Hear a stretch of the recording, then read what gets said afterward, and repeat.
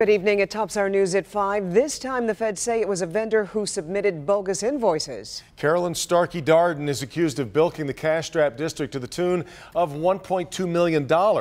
But it's more than money that's the alleged crime here. The feds say she was especially hurtful to needy Detroit school kids. Let's get more on that from Rod Maloney. This case does have some similarities with the kickback scandal that we've covered so much, Rod. That's right, Devin. You know, remember the Norman Shies alleged to have taken a couple of $1 million, but at least he delivered some of the goods, the paper and so forth, the stuff that he was supposed to give to the school kids that he was splitting. The stuff he didn't send, he was splitting with the principals. But in this case, we're finding out that the woman who did this took all the money and then didn't provide any of the service that she promised.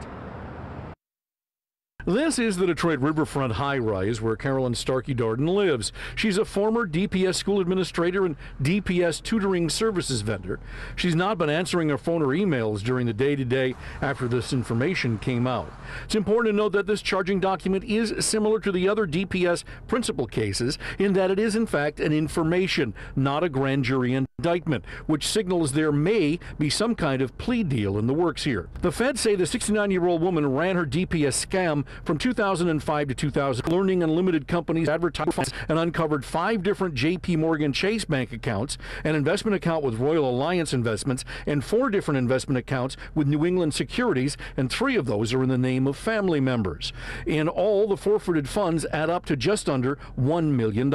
This afternoon, Judge Stephen Rhodes, the interim DPS manager, put out a statement saying, quote, "Everyone invested in the future of Detroit public schools should be outraged by the unlawful actions allegedly committed by this individual," end quote. He committed to helping the FBI investigate any other wrongdoing within the district.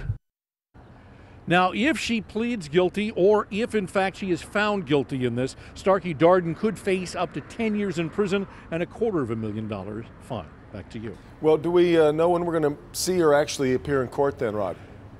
Well, you know, that's the big question right now, because you remember with Norman Shai, he did sort of a one-stop shop deal last week where he showed up for his arraignment and then went before the judge. So we don't know. We haven't been told about anything. We've looked in the PACER file to try and figure out if there's any paperwork. So far, it's not there. So we're still waiting to find out when or whether she's going to end up in court anytime soon.